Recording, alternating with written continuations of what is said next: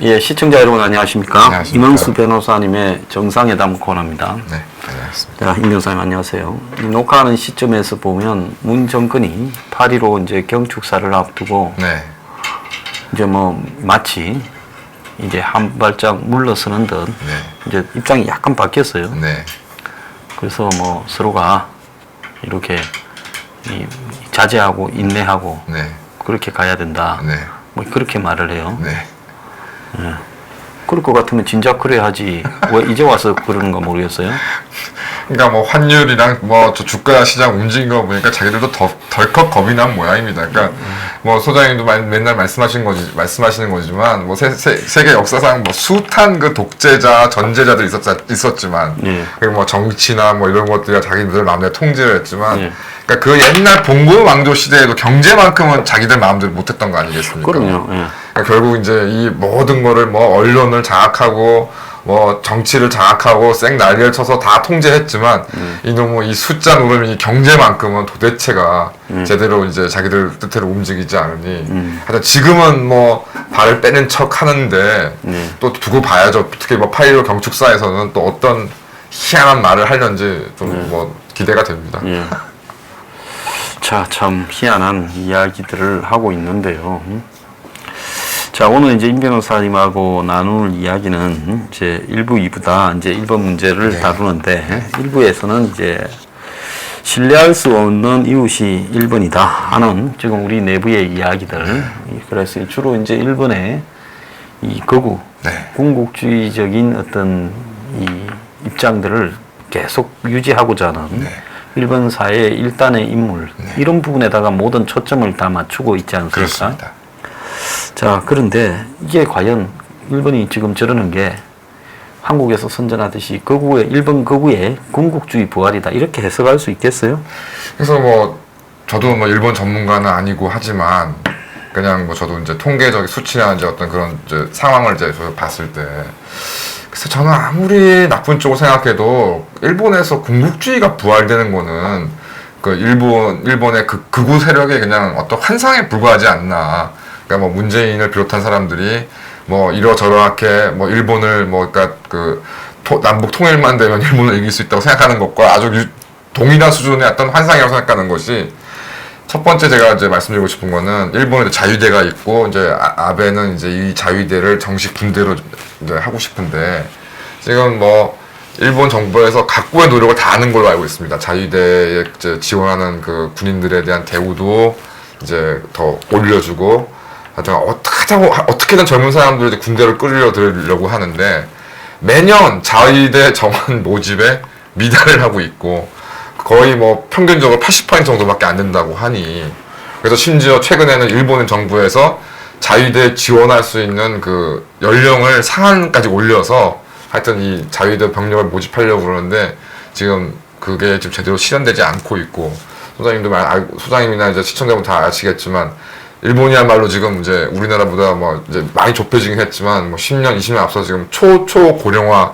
사회를 좀 가고 있는 거 아니겠습니까? 그래서 지금 뭐 60세 이제 곧이어서 60세 이상 노령 인구가 국민의 절반을 넘어서는 시점이 지금 일본에 다가오고 있는데 60세 넘은 그런 노인들을 동원해가지고 어떻게 전쟁을 하고 어떤 무슨 좀 팽창적인 대외 정책을 펼 것인지 그러니까 객관적인 수치상 일본이 이제 더 이상 뭐 이세전과 같은 군국주의를 부활시켜서 다시 어떤 이웃 국가를 군사력으로 그 무력으로 어떻게 그걸 지배하고 하는 건 자체는 일본의 지금 현재 상황에서는 불가능한 상황이 아닌가 생각합니다.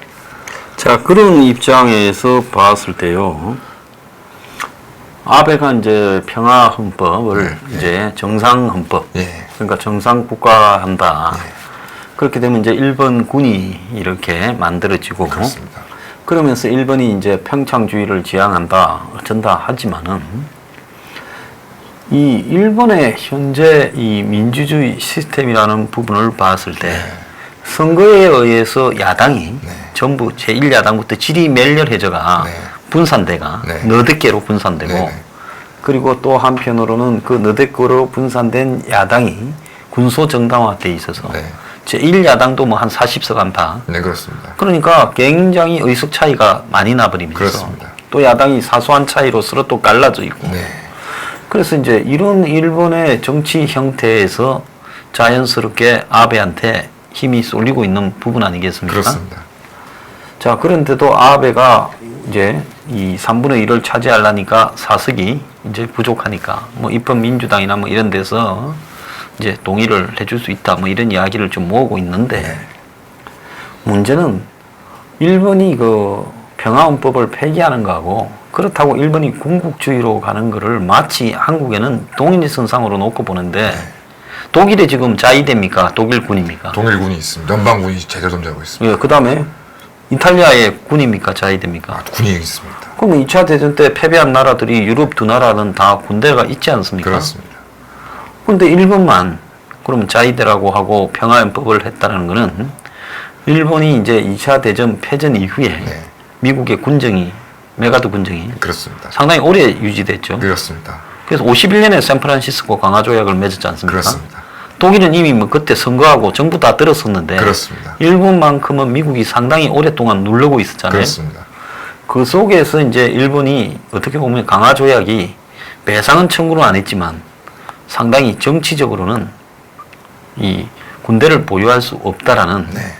이제 나름의 아주 다른 이 전범 국가하고는 좀 차별이 있게 그렇습니다. 억압을 받았죠. 그렇습니다. 그리고 일본만 지금 핵폭탄을 2방 얻어맞았잖아요. 그렇습니다. 전 세계에서 유일하게. 예, 예. 이제 그런 어떤 부분을 갖다가 놓고 봤을 때 일본이 정상적인 군대를 보유하는 국가로 가고 군대 보유에 의한 부분의 판단을 일본 국민이 결정하지 다른 나라에 영향을 받지 않겠다. 이게 이제 아베가 하는 핵심 그 아니겠습니까? 핵심입니다. 예. 그래서 근데 여기서 두 번째로 이제 생각해 볼 수 있는 게, 그러니까 선생님 말씀하신 것처럼 도대체 지금 일본은 어떤 사회고 국가인가? 이제 뭐 태평양 전쟁을 시작하고 했을 때는 이제 대공황 여파도 있었고 빈부격차도 많았고, 그러니까 물론 우리나라 당시 이제 조선에 비해서는 생활 수준이 높다고는 하지만 그래도 대중적인 어떤 그런 부의 뭐 평등이라는 거 이런 것들이 다 중산층이 제대로 형성되지 않은 상황에서 이제 국가가 어떤 이제 목표를 향해서 이제 국민들을 동원하니까 뭐 별다리 뾰족한 어떤 다른 소득수단도 없는 국민들이 다 거기에 이제 동의를 해갖고 동원이 됐었는데, 지금 같은 경우에 일본 같은 경우는 그래도 이제 뭐 아무리 짧게 잡아도 1950년대부터 급속한 고도 성장을 통해서 이제 굉장히 고도의 자본주의 시장 경제를 좀 유지하고 있고, 그런 상황에서 현실적으로 지금 일본의 특히 젊은 세대들 같은 경우는 굉장한 개인주의적 성질을 가지고 있지 않습니까? 그게 이제 너무나 지나치지 못해서 뭐 오타쿠니 이런 달관 세대, 네, 달관 세대니 뭐 이런 얘기까지 나오고 있는 상황인데, 결국은 이제 그러니까 우리 뭐 다른 서유럽 국가나 미국에 비해서는 못할지 모르지만 그래도 아시아 국가 중에서는 그래도 개인의 자유, 권리, 책임에 집중하는 개인주의가 가장 지금 발달되어 있는 나라고, 그러다 보니까 이제 그런 개인주의라는 것이 결과적으로 나한테 어떤 직접적인 이해관계가 없으면 기본적으로 타인의 어떤 일 상황에 대해서 무관심만해지는 게 이제 개인주의의 어떤 기본적 특성 아니겠습니까? 그러다 보니 뭐 어떤 거시적인 어떤 명분이라기보다는 자신의 어떤 안욕, 뭐 요즘 같은 우리나라 같은 경우는 욜로족 이런 사람들이 이제 대표적인 어떤 그런 성향인 것인데, 그런 그 성향들이 이제 특히 젊은 세대를 중심으로 팽배해져 있고, 그래서 심지어 제가 듣기로 최근에 일본의 젊은이들이 일본 젊은이들도 뭐 좋은 직장에 취직하기는 우리나라처럼 만만치 않은 상황인데도 뭐 예를 들어서 소니 같은 대기업에 어렵게 취직을 하더라도 만약 그 직장에서 해외 파견 근무를 명령을 하면 오히려 사직을 해버린다는 겁니다. 예. 뭐냐면 이제 워낙 자기들 입장에서는 일본이 안정되고 뭐 여러 가지로 완벽한 사회라고 생각하기 때문에 굳이 그냥 뭐 아무리 뭐 돈을 많이 주거나 뭐 승진에 뭐 국가가 좋다 반영된다 하더라도 해외에 나가서 사는 것보다는 그냥 일본에 사는 게 낫다. 그래서 어떤 제가 주위의 분들 같은 경우는 그런 의미에서 이제 우리나라 이제 젊은이들이 일본의 어떤 좀 대기업이나 이런 데 취직하는 게 오히려 굉장히 유리할 수 있다는 얘기까지 나올 정도로 일본 그 사회 자체 특히 젊은 세대를 중심으로 개인주의, 그 다음에 자신의 어떤 생활에 그냥 만족하고 그냥 맡은 바 일을 하는 그런 거에 익숙해져 있는 이런 개인들이 모여있는 일본에서 과거처럼 어떤 국가가 어떤 아이젠더를 딱 던져주니까 그 개인들이 쫙 동원돼서 국가를 위해서 막 무모한 어떤 그런 것들을 해나가는 그런 모습이 과연 일본에 또 나타날 것인가. 좀 그 상황도 이제 일본은 지나갔다고 생각합니다. 예, 그리고 이제 또 중요한 게 몇 년 전에 아베가 이제 평화법 개정으로 가는 전 단계로 이제 집단적 자위권 행사, 네. 미국하고의 동맹 관계에서 네. 동맹이 공격받으면 이렇게 한다. 그래서 이제 그런 부분들을 했고 이제 간다 하지만은 저 부분은 일본의 정치 리더들의 이제 어떤 이 뭐라고 일본을 정상 국가로 해야 된다라는 일종의 콤플렉스. 네네. 이 부분이고 다른 한편으로는 일본 사회의 제일 큰 문제가 축소 사회로 가고 있다. 고령화. 네. 그러면서 동경이 끊임없이 지방의 젊은이들을 동경 근처로 대도시 근처로 빨아들이고 그래서 지방이 거의 소멸되어 가는데 한 20년 뒤에는 일본의 지방의 절반쯤이 인구가 거의 소멸된다. 네. 그래서 거점 방어형으로 네.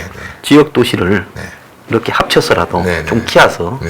한 70% 수준에서 인구가 유지되도록 좀 버티자. 네, 네. 그래서 산에 살던 사람도 다 좀 모으자. 네. 흩어져 있지 말고. 네, 네. 그래서 농사나 이런 것도 젊은 사람한테 모아줘서 네, 가서 네. 농사 짓고 네, 네. 도시 와서 살도록 하자. 네, 지금 네. 이런 전략까지 나오고 있거든요. 예.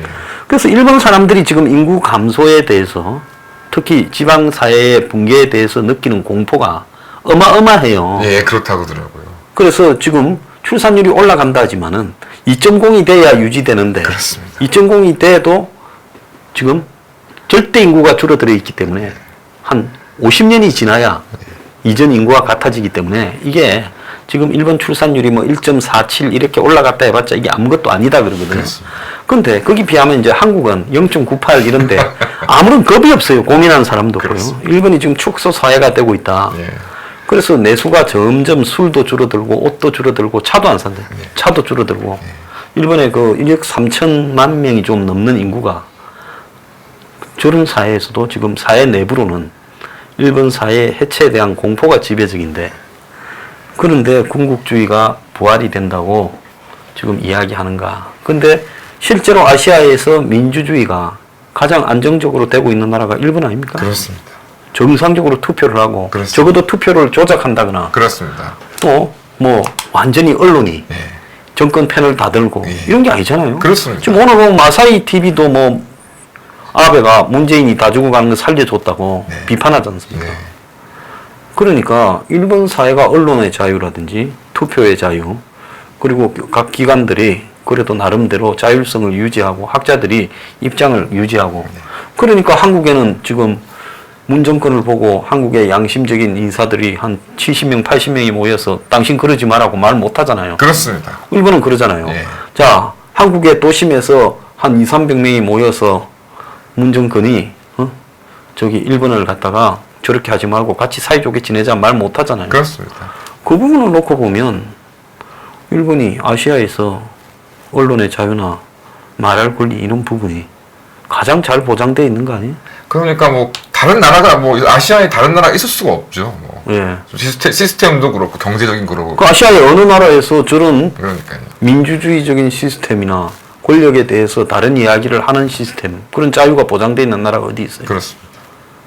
그러니까 뭐 심지어 뭐 이렇고 저러고 무슨 뭐 외국인에 대한 차별 뭐 이런 얘기도 많이 하지만 물론 죄송합니다. 그 일본 같은 당연히 일본도 사람들이 모여 사는 나라인데 한국인을 포함한 외국인에 대한 뭐 혐오나 그런 게 당연히 없지 않겠죠. 그렇지만 제가 수치적으로 봤을 때 그 알다시피 우리나라 좀 제일 교포가 그러니까 그 뭐 귀화하지 않은 저기 그러니까 북한이나 대한민국 국적을 유지하고 있는 그 제일 교포가 100만 명 정도 100만 명 있지 않습니까? 예. 그럼 과연 우리나라에 만약에 지금 뭐 일본 사람이 일본 사람 100만 명이 모여가지고 일본 국적을 유지한 채 이게 그 갈등 거기서 나오는 갈등은 일본에서 지금 겪는 거고는 비교가 안 된다고 생각하고 하여튼 뭐 그런 부분에 있어서 그러니까 조선 시대나 일제 시대 때 우리가 부당하게 차별받고 탄압받는 건 분명히 잘못이지만 그렇다고 해서 상대적인 수준까지 일본이 대한민국보다 못하다 다른 아시아 국가도 못하다 그렇게 볼 수는 없을 것 같습니다. 지금 그러고 일본 사회에서 나타나고 있는 모습이 가장 그 서구적인 사회에서의 나타나는 개인의 자유주의, 개인주의를 바탕으로 한 자유주의 이런 모습들이 일본 국민들의 그 보편적으로 퍼져 있지 않습니까? 그렇습니다. 자, 그래서 기본적으로 이제 타자에 무관심하고 그다음에 정치적인 선동에 우리가 보는 거부라는 거는 뭐 한국에도 보면 주사파 있듯이 그렇습니다. 그런 거죠. 예. 그래서 뭐 일본 사회 동경의 도심에 마이크 차 들고 다니면서 뭐라 뜯으러 샀고 뭐 신사에 가서 뭐 이렇게 하고 이상한 옷 입고 다니는 사람은 한국의 주사파 같은 수준인 거죠. 그렇습니다. 김정은이 오라고 춤추는 놈들을 일본 그렇습니다. 사람들이 보면 저게 제정신인가 싶지 그렇습니다. 않겠습니까? 그렇습니다. 그러니까. 그렇게 생각하고 예. 저도 뭐 저는 개인적으로 일본 여행 너무 좋아하기 때문에 뭐 어떤 좀 주로 이제 한정된 곳에 가긴 했지만 그러니까 뭐 저는 개인적으로 뭐 뒤에서야 아유 뭐 조센징이니 뭐 욕하는 건 제 관심사가 아니고요. 예. 최소한 제가 뭐 어떤 뭐 물건을 밥을 먹으러 갔다거나 뭐 호텔 갔다거나 어디 물건을 사라서 우리나라 사람들보다 더 친절하고 했다는 느낌을 제가 받았지. 제가 한국 사람이니까 저를 뭐 깔본다거나 그런 거 단 한 번도 느낀 적이 아니, 그때는 뭐 분명히 고객과 그렇습니다. 또 뭐 호스트로서의 예. 관계가 철저하게 유지되는 거죠. 자, 뭐 택시 같은 걸 타보면 일본에서 얼마나 모범적인가 하는 그렇습니다. 부분을 우리가 뭐 알 수 피부로 있죠. 느낍니다. 딱 매뉴얼로 타고 있다라는 게 느껴지지 않습니까? 자, 그런데 지금 일본이 그 우리가 이 하나 좀 유심히 봐야 될 거는 이 문화 콘텐츠에서 세계의 고급 상류 문화나 또 아주 그 세계 젊은 층들의 대중적인 문화 이런 부분을 만화, 애니메이션, 그렇습니다. 또 일본의 그 스시 문화, 또 일본의 젠 스타일이라는 이런 어떤 이 라이프 스타일, 일본의 또 각종 그 오래된 전통 문화, 뭐 단가라든지 이런 부분, 또 뭐 유도라든지 이런 부분에서 이 상당히 서양 사회에서는 그것이 일식당이 스시바가 고급 식당이고 재패니즈 레스토랑이 또 일본 문화가 좀 상류층에서 이 뭐 가구 스타일이라든지 이런 쪽으로 받아들여지고 있지 않아요? 그렇습니다. 그러니까 뭐 이제 아시는 분은 아시겠지만은 그러니까 현대뿐만이 아니라 근대 이제 1800년대 중반부터 이제 일본의 어떤 이제 회화나 이런 것들이 유럽으로 넘어가서 저기 그 프랑스에서 대유행을 그때 벌써 뭐 우리는 지금 이제 뭐 한류니 뭐니 그러지만 그때 일본의 어떤 문화가 유럽에 대유행을 했었고 심지어 그게 뭐 어떤 일정 수준의 어떤 그런 게 아니라 그 대표적인 그 일본 문화에 저기 심취했던 사람이 고우였지 않습니까? 그래서 이제 고우 작품 중에 상당수가 그 일본 판화 그림을 배경으로 하는 아니면 일본 판화를 모티브로 해서 하는 그림들이 많이 그렸던 걸 제가 알고 있고요. 그러니까 선생님 말씀하신 것처럼 일본의 음식 뭐 이런 것들은 뭐 무조건 제가 알기로 하여튼 일식집이다 그러면 그거 절대로 대중 음식점이 아니라 다 이제 고급 이제 무조건 최고급 식당이고 접대를 할 때 가는. 네, 접대를 해요. 내가 오늘 뭐 예를 들어서 데이트를 했는데 오늘 중요한 행사다. 그럼 이 집이 가는 거고 뭐 그런 식의 어떤 그런 것이 확고한 자리 잡고 있기 때문에 근데 이제 그럼 그게 그 처음부터 그런 거냐? 그건 아니고 뭐 다 아시겠지만 그 특히 2차 대전 이럴 때 그 일본 사람들 비하한 게 날생선이나 먹는 야만인이라고 했지 않습니까? 스시 먹는다고. 그때는 실제 그랬는데 그리고 이제 일본이 이제 경제적으로 부강해지고 이제 힘이 세지니까 이제 그렇게 날생선이나 먹는 야만이라 불렀던 그 서양인들이 이제는 그 날생선을 비싼 돈 주고 먹고 있고. 근데 이 또 반면에 우리나라는 마찬가지입니다. 뭐 다 아시겠지만 우리나라 사람들 마늘 좋아하고 뭐 구워 먹는 거 좋아하고 그러니까 일본 사람들이 뭐 한국에 내리면 막 뭐 공항부터 마늘 냄새가 나니 뭐 한국 사람들한테는 마늘 냄새가 너무 난다더니 뭐 이런 것들 하다가 요즘에 제가 이제 그 일본 드라마나 이제 보면은 음식 같은 게 많이 나오는데 일본 사람들이 마늘을 엄청 먹는 장면들이 많아요. 많이 나오죠. 그리고 야끼니쿠라는 게 구워 먹는 소고기. 그게 야끼니쿠가 일본 사람들은 원래 없었던 문화죠. 그렇죠. 저도 그렇게 알고 있습니다. 그래서 일본 사람들이 이제 구워 먹는 문화도 이제 보통으로 고기를 구워 먹는 것도 보통으로 됐는데요. 자, 그래서 이제 최근에 이제 젊은 사람들의 음악 이런 부분들을 한국이 이제 파고들었지만 이 영화 또 소설 일본에 뭐 노벨 그 문학상을 받은 사람이나 또 일본 출신의 또 이 일본 출신인데 세계로 나가서 받은 사람도 많고요. 그래서 일본이 그 문학 또 영화 뭐 이런 부분에서 그 벌써 오래 전에 그렇습니다. 한 뭐 60년대, 70년대, 80년대에 세계적인 이 문화 부분에서의 장악도 돼 있고 그렇습니다. 또 우리가 잘 모르지만은 디자인 예. 이런 데서 보면 일본의 브랜드의 예. 디자인들이 굉장히 많지 않습니까? 그렇습니다. 뭐 헤아도 그렇고요. 예. 그래서 또 노벨 뭐 각종 우리가 이번에 소재 부품에서 느끼지만 예. 화학 뭐 예, 뭐 물리, 철학 예. 이런 부분에서도 일본에서 굉장히 강합니다. 또 일본에서 지금 이 로봇 산업이나 AI 부분에 세계에서 일본 기술이 제일 낫다라고 하는 이야기가 있어요. 왜? 고령화 사회에서 중국 사람은 로봇을 공장에 돌리는데 일본 사람은 로봇을 이 노인을 돌보는데 로봇을 돌리고 있다는 거예요. 그러니까 훨씬 중국에서의 공장 로봇보다 사람을 돌보는 로봇이 훨씬 더 정교하고 수준이 높죠. 그러니까 있습니다. 그러니까 우리가 일본이라는 부분을 바라볼 때 그럼 이게 전에도 이야기했듯이 이렇게 된 옛날에 우리가 란학 네네. 네덜란드 학문을 받아들여서 이미 메이지 유신을 하던 1870년대에 일본은 상당한 부분 서구화되어 있었다. 학문 자체가. 그리고 2차 대전 때 비행기를 만들어서 하와이를 두들길 정도로 항공모함에 실으다가 일본이 뭐 잠수함, 항공모함, 탱크, 전함 거의 서구 사회에서 만들던 거의 대부분을 만들어서 미국이 일본을 두들기는데 얼마나 힘이 들었으면 핵폭탄을 썼겠느냐.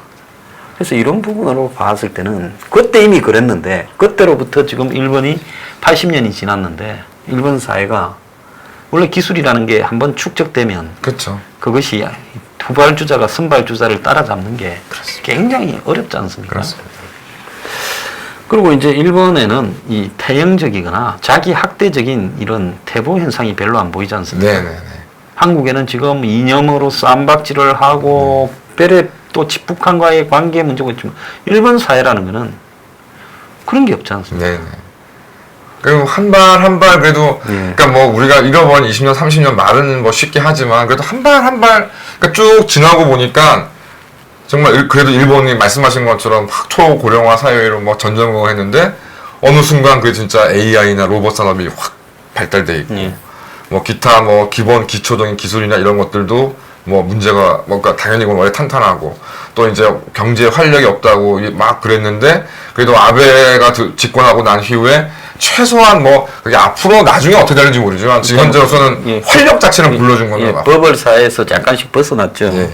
그런 거 봤을 때 한 방 하나만 나가는 방면이 있는 그런 모습이 있는데 그러니까 대한민국은 현재 1987년 민주화된 이후에 기업은 진짜 뭐 그래도 뭐 그 이후 계속 좀 발전을 그래도 해왔다고 볼 수 있지만 그 나머지 뭐 노사 관계라던가 정치라던가 심지어 어떤 학문이라던가 이런 거에 대해서 과연 87, 8년 때하고 지금 2018, 19년하고 무슨 큰 차이가 있는지가 좀 굉장히 의문스럽고 말씀하신 것처럼 오히려 정말 오늘 같은 경우에는 뭐 인터넷 한국일보에 보니까 조국이 그 인물이 워낙 좋아가지고 일본 국민들 거기에 뭐 속된 말로 뻑이 가서 일본의 패배를 인정하고 있다 뭐 이런 내용의 기사가 실렸더라고요. 그래서 참 진짜 미쳐도 골고루 그러니까 참 어이가 없는데 그러니까 이거는 도대체가 지금은 도대체 이게 언론만 봐도 지금 80년대보다 지금 도대체 한 발 나아진 건가 이런 생각이 많이 듭니다. 자 이런 부분 한번 봅시다.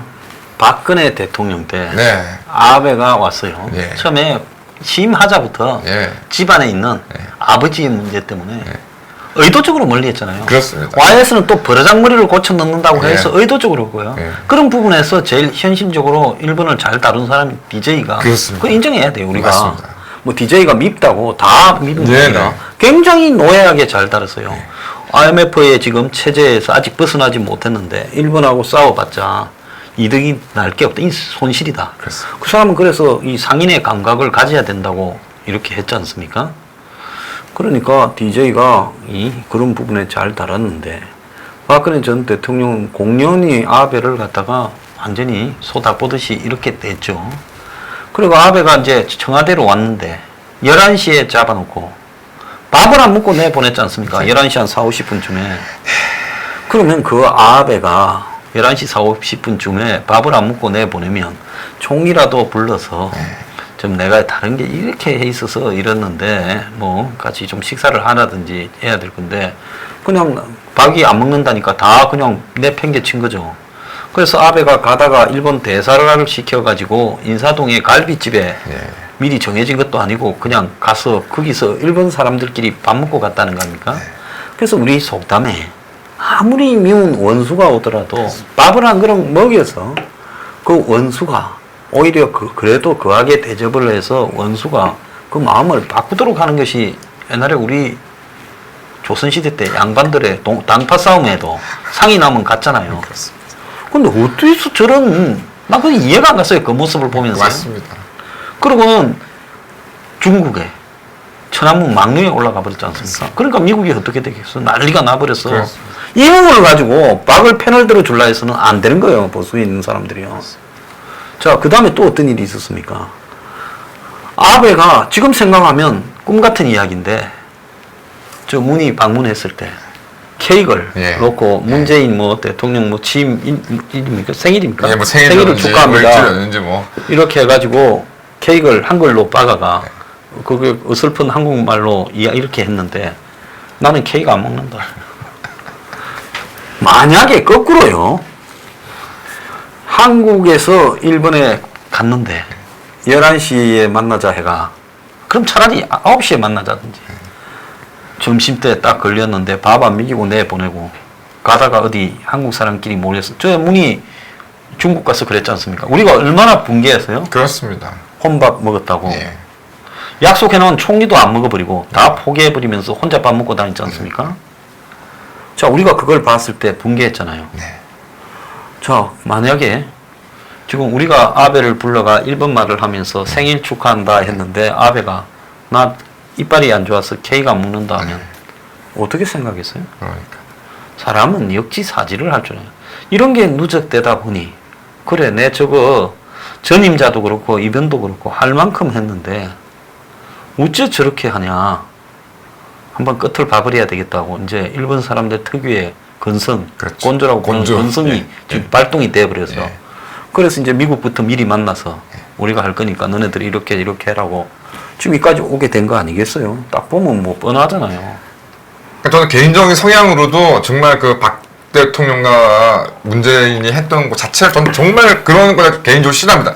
내가 싫고 이거 왼수면은 그냥 욕하고 막 뭐라 하는 것이지 아예 만나시란 말든가. 그럼요, 만났죠. 만나서 아니 만났으면 그러니까 이게 무슨 원수입니까? 뭐 그렇게 밥을 안 보내고 하는 게 말씀하신 것처럼 우리나라 전통 예절에 있습니까? 외교 의전에 그런 게 있습니까?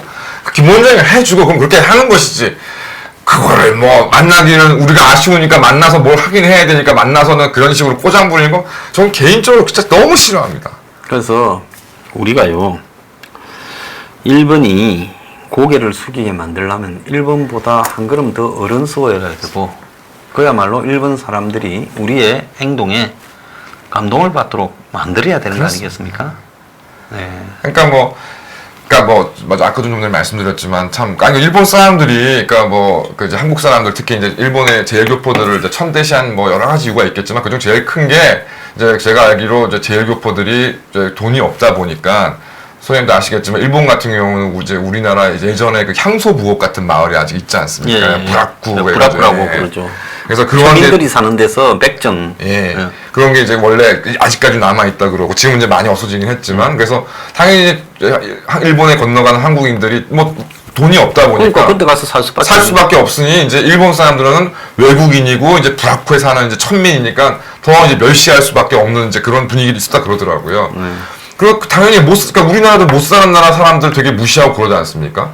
그러다가, 그나마 그래도 일본이 우리나라를 뭐 한류니 뭐니 하는 게 여러 가지 이유가 있지만 우리가 뭐 일본에 도움을 받던 뭐 어떤 모든 서름에서 그만큼 경제적으로 우리가 성장하고 나라가 성장을 하니까 이제 일본이 그만큼을 인정해주고 하는 것이지 만약 그런 것도 아니면은 뭐 우리가 얘기하는 형식적인 사과 같은 거 일본이 할 리가 없죠. 그러니까 그럼 답이 정해져 있는 게 아닌가. 그럼 진정으로 일본이나 일본 국가가 일본 사람들이 이제 한국과 한국 사람들한테 이제 정말 진심으로 사과하고 이걸 바란다면 길은 하나인 거죠. 더 힘을 키워서 일본이 결코 무시할 수 없는 경제적 힘을 이제 지금처럼 어떻게 이렇게 해서 이렇게 뭐 찍어 누르면 어떻게 될 정도가 아니라 정말로 대등할 정도의 힘이 있으면 아마 그러지 말라 그래도 아마 일본 수상이나 뭐 이런 사람들이 아마 때때마다 아마 사과하고 반성한다 그러고 그러지 않을까 싶습니다. 자, 그래서요, 우리가 일본을 대하는 자세에서 우리 스스로가 상당히 어른스러워져야 되고 상식과 품격을 지닌 사람들이 되어야 진정으로 일본을 무릎 꿇을 수 있다. 이렇게 보고 있습니다. 자, 이제 오늘 1부 마치도록 하겠는데요. 우리가 일본을 잘 이해하기 위한 지금 노력으로서 이런 이야기들을 하고 있습니다. 자, 온 주말 편히 보내십시오. 감사합니다.